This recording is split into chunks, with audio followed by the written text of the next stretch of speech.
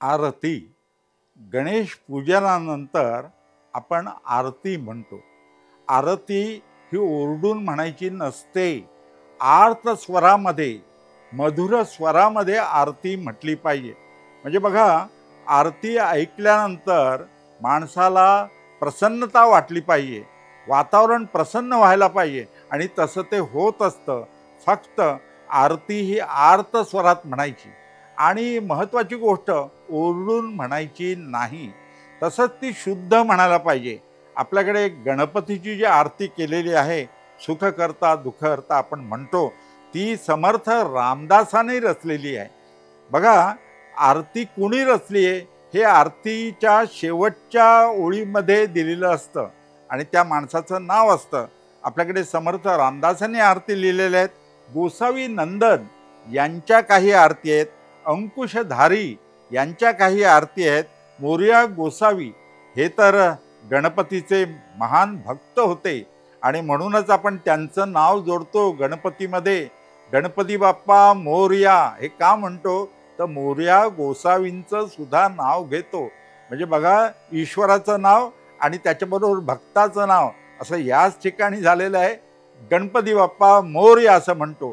त्या मोरया गोसावींनी सुद्धा आरती लिहिलेल्या आहेत. अनेकाने आरती लिहिलेल्या आहेत. प्रत्येक देवतेच्या आरतीत, आरती म्हणजे स्तुती आहे त्या देवतेची आणि त्या देवतेचं वर्णन आरतीमध्ये केलेलं आहे. याच्यामध्ये बघा, प्रत्येक देवतेची आरती आहेच, नद्यांची आरती आहे, वनस्पतींची आरती आहे आपल्याकडे आणि हे वैशिष्ट्यपूर्ण आहे. आरतीनं वातावरण कसं प्रसन्न होतं. म्हणूनच महत्त्वाची गोष्ट, विशेषतः काही ठिकाणी लाऊडस्पीकर लावतात आणि त्याच्यावरून आरती म्हणतात आणि ऐकणाऱ्याला त्याचा त्रास होत असतो. ही गोष्ट लक्षात घ्यायला पाहिजे. आपले सण उत्सव आपण कशाला साजरे करतो, तर लोकांना आनंद मिळण्यासाठी साजरे करत असतो. म्हणून आरती ही आर्त स्वरात म्हणायची असते. आणखी एक गोष्ट मला मुद्दाम आरतीच्या संबंधात सांगायची आहे, ती म्हणजे गणेशोत्सव. गणपतीच्या गणेश चतुर्थीचा दिवस जवळ आला की आरतीचं पुस्तक शोधायचं नाही, तर वर्षात अगोदरच 4 महिने 6 महिने अगोदरच आरतीचं पुस्तक घ्यायचं आणि शुद्ध स्वरूपात म्हणायची. आता संकटी पावावे की संकष्टी पावावे, मी जर सांगायला गेलो तर 1 तास लागेल. आरती म्हणताना किती अशुद्ध प्रकारे लोक आरती म्हणतात, तशी म्हणता कामा नये.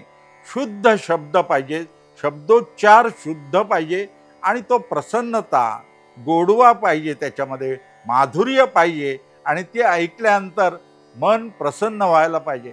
बघा, गणेश मूर्ती किती प्रसन्न असते, वातावरण किती प्रसन्न होतं आणि त्याच्यामध्ये आरती म्हटल्यानंतर किती प्रसन्नता येते.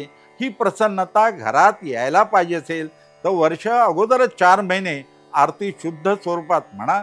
काही ठिकाणी महाआरती करतात, म्हणजे 1 तास 2 तास आरती, सर्व आरती म्हणत असतात. तिथे सुद्धा मला सांगायचं आहे, एकाने ठरवायचं क्रम कोणता घ्यायचा आणि त्यांनी सुरुवात करायची आणि इतरांनी लगेच ती आरती म्हणायला सुरुवात करायची.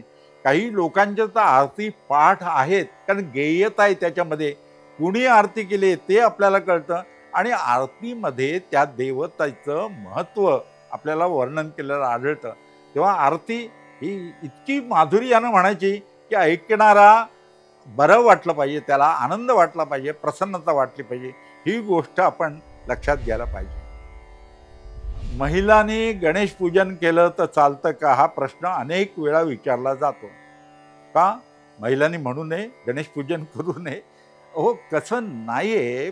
का शुद्ध आपण जे सोहळं करतो ना, ते पावित्र्यासाठी करत असतो, शुद्धतेसाठी, आपल्याला माहिती असेल. म्हणून सोहळं विशेषतः करोनाच्या काळामध्ये आपल्याला त्याचं महत्त्व पटलं की बाहेर उरल्यानंतर हातपाय धुतले पाहिजेत. तसं धूत वस्त्र, म्हणजे मी नेहमी सांगतो, अशुद्ध अस्वच्छ रेशमी वस्त्रापेक्षा शुद्ध स्वच्छ असं धूत वस्त्र, हे जरी कॉटनचं जरी असेल, आपला नेहमीचा पोशाख असेल तरी चालेल. पण एक गोष्ट लक्षात द्या, वातावरण तसं असतं आणि त्यामुळे साहजिकच आपण जुने पद्धतीचे पेहराव करत असतो, परंतु ते शुद्ध, विशेषतः स्वच्छ वस्त्र पाहिजे आणि स्वच्छता पाळली पाहिजे.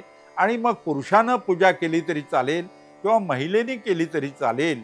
महिला पौरोहित्य आता झालेल्या आहेत. पौरोहित्य अनेक महिलांनी शिकलेल्या आहेत आणि त्या शुद्ध उच्चारात पौरोहित्य करतात. त्यामुळे गणपती उत्सवात सुद्धा अनेक ठिकाणी अनेक महिला पूजा सांगायला जातात आणि ही चांगली गोष्ट आहे, स्वागतार्ह आहे. आता सावित्रीबाई फुलेंनी स्त्री शिक्षण सुरू केलं. महिला यांना गणेश पूजा कशी करायची हे शिकता येतं आणि घरची महिला सुद्धा गणेश पूजा करू शकते. लक्षात घ्या त्याच्या मागचा उद्देश काय आहे. गणपतीची पूजा आपण का करतो, तर गणपतीचे गुण आपल्या अंगी यायला पाहिजेत यासाठी करत असतो. हा उद्देश आपल्या लक्षात आला ना की मग आपण महिलेनी पूजा केली तरी चालेल, वृद्धांनी पूजा केली तरी चालेल, आपल्याला माहिती आहे आपल्या मुलानं सुद्धा पूजा केली तरी चालेल.